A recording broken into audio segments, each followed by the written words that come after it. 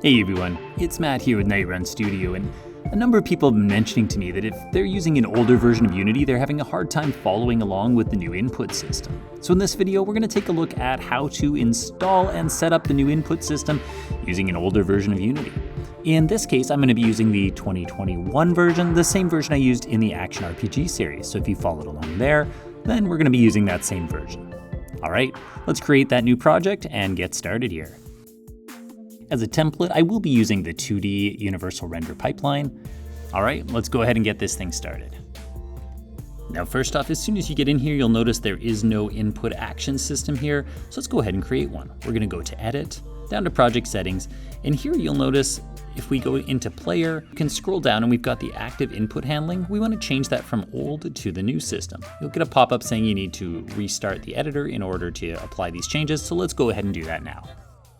Okay, now even with that full restart, you'll notice when we go to Input Manager, it's still just set up for the old version, and that's because we need to install this package. So let's head on out of here. We can go to Window, Package Manager, and once it loads, you'll notice that we're currently seeing packages already in the project. We just want to click on that and go to the Unity registry.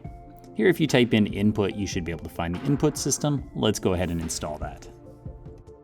Once the installation's done, we can head on out of the Package Manager, and let's go back into our project settings one more time. This time you'll notice that we now have, along with the Input Manager, an input system package. There's not a whole lot we can do here. We're just gonna create a new one. And I'm just gonna leave all of these as their default settings, and we can now close the project settings. At this point in your assets folder, you should notice a new input system here, but we can't do much with that just yet. What we wanna do instead is right click, go to create, and we're gonna add an input action. And then when we double click it, we can open this up. It will be blank to start. So let's add a new action map. We'll call this one player, and we'll also rename our action to be move. This one needs to be a value vector 2. Unlike things like a jump, which just need to know when you're pressing a button, this one is going to be taking in a vector 2. All right, at this point we can go ahead and add a binding, and in this case we're going to use the left-right composite. Here we can just rename this one. I'm gonna call it WASD, as that's what we're using. And essentially you can just set up each of these bindings. Here you can just click the letter W and you should see a W keyboard option, and we'll do the same for all of the WASD keys. This one I'm just gonna delete this no binding here, and we are all set up for WASD.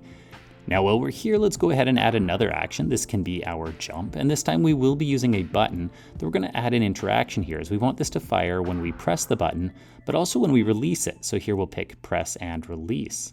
At this point we can go ahead and find our bindings. I personally like the spacebar, so I'm just gonna type that in, and we're all set. At this point you wanna save your asset. You can click autosave if you don't wanna have to do that each time. Now we do want to be able to test this out, so I'm just going to grab my player script here from the actual project and drag it on over. I'm actually making this video after I've added running, so you'll notice that the script might be a little more advanced if you're just at the beginning of the series, but that's okay, it'll still work just the same. Also, in order to test this, I'm going to need some objects in my scene.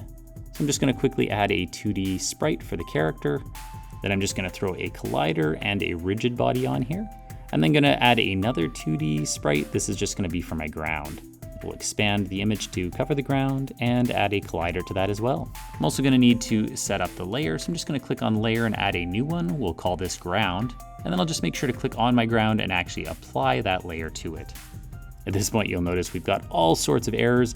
This is just to do with the fact that we used linear velocity, which is a Unity 6 name. And so all you'll need to do is go into your code and make sure that any velocity references use velocity instead of linear velocity.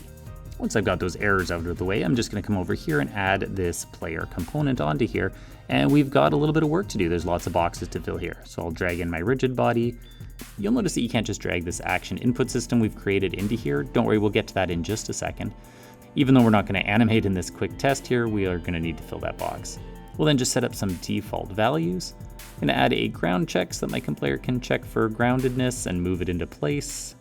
Give it a radius, and then also make sure he knows that the ground layer is in fact the ground.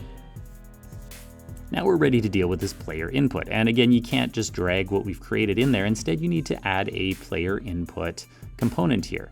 And then up at the top where it says actions, that's where we can drag our action input system into there.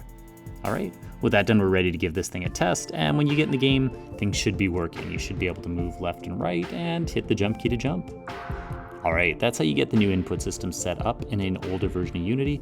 Hope that was helpful, and hope to see you in the rest of the Metroidvania series. Till then, this is Matt with Nightrun Studio. Cheers.